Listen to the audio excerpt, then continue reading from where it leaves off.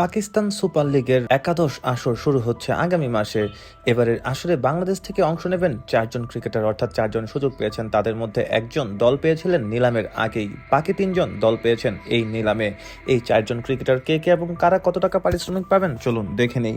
PSL নিলামের আগে মুস্তাফিজুর রহমানকে দলে টানে লাহোর কালান্দার্স। আইপিএল থেকে নাম কাটা যাওয়ার পরেই মুস্তাফিজকে দলে নেওয়ার সাথে সাথে বাংলাদেশি সমর্থকদের সমর্থনও কুড়িয়েছে লাহোর। সরাসরি চুক্তিতে দল ফেরানো মুস্তাফিজের সাথে তাদের চুক্তি হয়েছে বাংলাদেশি মুদ্রায় 2,81,66,000 টাকায়। মুস্তাফিজের পিএসএল এ সতীর্থ হিসেবে পাবেন আরেক বাংলাদেশিকে, তিনি তরুণ ব্যাটার পারভেজ হোসেন ইমন, যিনি আছেন ফর্মের তুঙ্গে। 23 বছর বয়সী এই ব্যাটার 60 লাখ রুপিতে লাহোরে দল পেয়েছেন, অর্থাৎ লাহোরে মুস্তাফিজ এবং ইমন খেলবেন।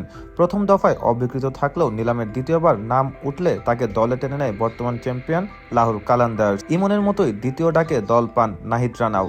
60 লাখ রুপি কিংবা বাংলাদেশি 26,22,000 টাকার পারিশ্রমিকে তিনি খেলবেন পেশোয়া জালমির হয়ে। নাহিদ অবশ্য গত পিএসএলও এই দলের অংশ ছিলেন, যদিও সেবার খেলার সুযোগ হয়নি। মুস্তাফিজের মতো চমক দেখিয়েছেন স্পিনার রিশাদ হোসাইন। গত আসরে লাহোরকে চ্যাম্পিয়ন করতে বড় ভূমিকা রাখা রিশাদ এবার নাম লিখিয়েছেন নতুন দল রাওয়ালপিন্ডিতে।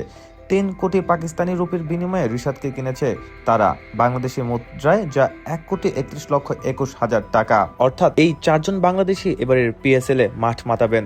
2 জন লাহোর কালান্দার্স, একজন রাওয়ালপিন্ডি এবং আরেকজন পেশোয়া জালমির হয়ে।